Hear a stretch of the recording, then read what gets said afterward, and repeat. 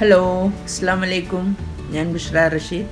ഇന്ന് ഞാൻ നല്ലൊരു പപ്സിൻ്റെ റെസിപ്പിയാണ് ചെയ്യുന്നത്. കുക്കറിലും ഓവനിലും ചെയ്യുന്നത് കാണിക്കുന്നുണ്ട്.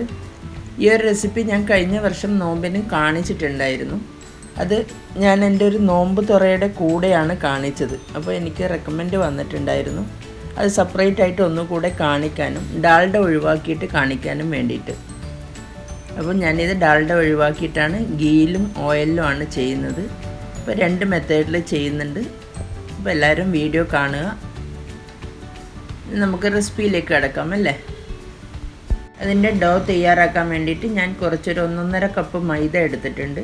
അതിലേക്ക് ഒരു 2 ടേബിൾ സ്പൂണോളം ഇളം ചൂടിൽ ഉരുക്കി എടുത്തിരിക്കുന്ന ഗീ ഒഴിച്ച് കൊടുക്കുകയാണ്. ഇതിൽ ആവശ്യത്തിന് ഉപ്പും കൂടെ ചേർത്ത് വെള്ളം ചേർത്ത് ഇത് കട്ടിയിൽ കുഴച്ചെടുക്കാം. ഡോ ഇവിടെ റെഡി ആയിട്ടുണ്ട്. അത് മാറ്റി വെക്കാം. ഇനി ഇതിന് ഒരു ഫില്ലിംഗ് ആണ് വേണ്ടത്. ഞാൻ ചിക്കൻ്റെ ഒരു ഫില്ലിംഗ് ആണ് എടുത്തിട്ടുള്ളത്. ഇതിൻ്റെ വീഡിയോ ഞാൻ 2-3 പ്രാവശ്യം ചെയ്തതാണ്. അതിൻ്റെയൊക്കെ ലിങ്ക് ഞാൻ ഡിസ്ക്രിപ്ഷൻ ബോക്സിലിടാം.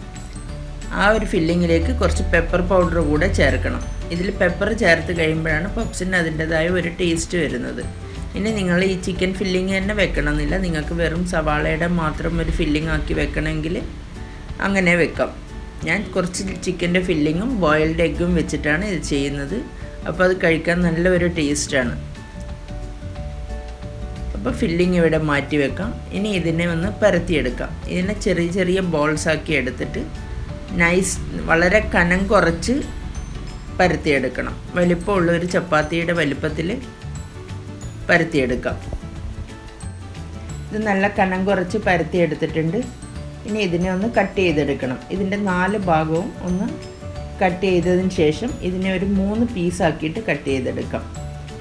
ആ പീസിലേക്ക് കുറച്ച് ഗീ ഒന്ന് സ്പ്രെഡ് ചെയ്ത് കൊടുക്കാം.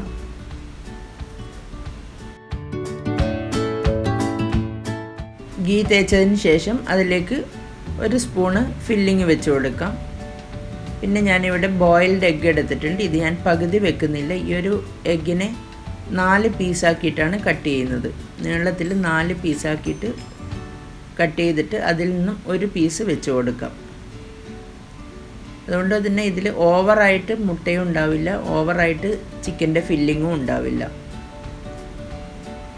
അപ്പം ഈ ഒരു എഗ്ഗിൻ്റെ ഒരു പീസ് വെച്ചതിന് ശേഷം ഇതുപോലെ ഈ ഒരു ഫോൾഡ് ചെയ്തെടുത്ത് ഒന്ന് പ്രസ് ചെയ്തതിന് ശേഷം അടുത്ത ഒരു ഷീറ്റിലേക്ക് ഇതിനെ ക്രോസ് ചെയ്ത് വെച്ച് കൊടുക്കാം.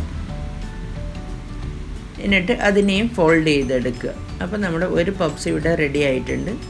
ഇനി അടുത്ത ഒരു ഷീറ്റിലേക്കും ഇതുപോലെ തന്നെ ചെയ്തെടുക്കാം. അതിനൊരു ഷീറ്റും കൂടെ വേണം. അത് അടുത്തത് പരത്തി കഴിയുമ്പോൾ 3 പീസ് കട്ട് ചെയ്ത് കഴിഞ്ഞാൽ ഇതിനുള്ളതും കൂടെ കിട്ടും. ഇനി അടുത്ത ഒരെണ്ണം കൂടെ പരത്തിയെടുക്കാം. ഇപ്പോൾ ഈ പരത്തിയതിനെയും 3ആയി കട്ട് ചെയ്യാം. ഈ 3ആയി കട്ട് ചെയ്തതിൽ വീണ്ടും ഗീ സ്പ്രെഡ് ചെയ്ത് 2 എണ്ണത്തിൽ മസാല വെച്ചിട്ടുണ്ട്. എഗ്ഗിൻ്റെ പീസും കൂടെ വെച്ച് കഴിഞ്ഞാൽ ഇനിയിപ്പം ഒരെണ്ണത്തിന് രണ്ടാമത്തെ ലെയർ ഫോൾഡ് ചെയ്യാൻ വേണ്ടിയിട്ട് ആദ്യത്തെ ഒരു പീസ് ബാക്കി ഉണ്ടായിരുന്നു. അപ്പോൾ 2 എണ്ണം പരത്തി കഴിഞ്ഞാൽ നമുക്ക് 3 പപ്സാക്കി കിട്ടും.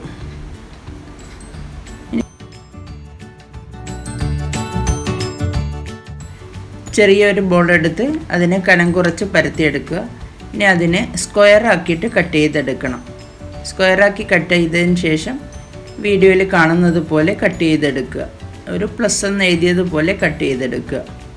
ഇനി ഇതിലേക്ക് ഗീ സ്പ്രെഡ് ചെയ്ത് ആ സെൻട്രലായിട്ട് ഒരു സ്പൂണും മസാല വെച്ച് കൊടുക്കുക. ബോയിൽഡ് എഗ്ഗും വെച്ച് കൊടുക്കുക. എന്നിട്ട് ഇതേപോലെ ഫോൾഡ് ചെയ്തെടുക്കാം. ഇതും നമ്മൾ ആദ്യം ഫോൾഡ് ചെയ്തതുപോലെ തന്നെയായിരിക്കും കാണാനുണ്ടാവുക. പക്ഷേ എന്നാലും എനിക്ക് ഈസി ആയിട്ടുള്ളത് ആദ്യം ഫോൾഡ് ചെയ്തതാണ്. അതാകുമ്പോൾ നമ്മൾ 2 ഷീറ്റ് പരത്തി കഴിഞ്ഞാൽ 3 പപ്സ് കിട്ടും. ഇതെന്ന് പറഞ്ഞു കഴിഞ്ഞാൽ ഒരെണ്ണം പരത്തിയാൽ ഒരെണ്ണേ കിട്ടുള്ളൂ. അപ്പോൾ കുറച്ചുകൂടെ ഈസി ആയിട്ട് ചെയ്യാൻ പറ്റുന്നത് അതായിരിക്കും. പക്ഷേ ഈ ഒരു പപ്സ് എന്ന് പറഞ്ഞു കഴിഞ്ഞാൽ നമ്മൾ ബേക്കറിയിൽ നിന്ന് വാങ്ങുന്ന ആ പപ്സ് പോലെ എല്ലാം കാണാനുണ്ടാവുക. അത്രയും ലെയറായിട്ടല്ല വരുന്നത്. എന്നാലും കഴിക്കാൻ നല്ല ടേസ്റ്റിയാണ്. ബേക്കറിയിൽ വാങ്ങുന്നത് പോലുള്ള പപ്സിൻ്റെ റെസിപ്പി ഞാൻ പിന്നീട് ഒരിക്കൽ പോസ്റ്റ് ചെയ്യുന്നതാണ്. ഇനി ഇതിനെ ഫ്രൈ ചെയ്യാൻ വേണ്ടി വെക്കണം. ഞാനിത്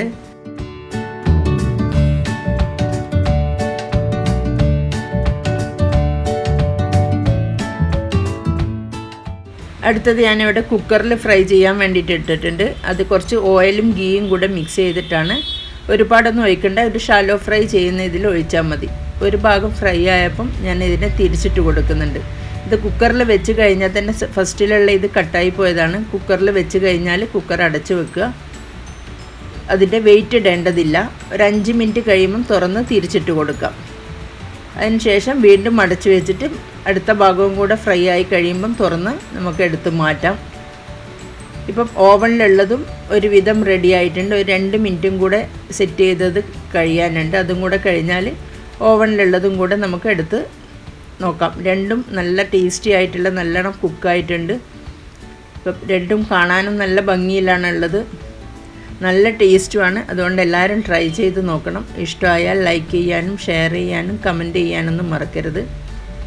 ഇനി അടുത്ത വീഡിയോയിൽ കാണാം. Thank you.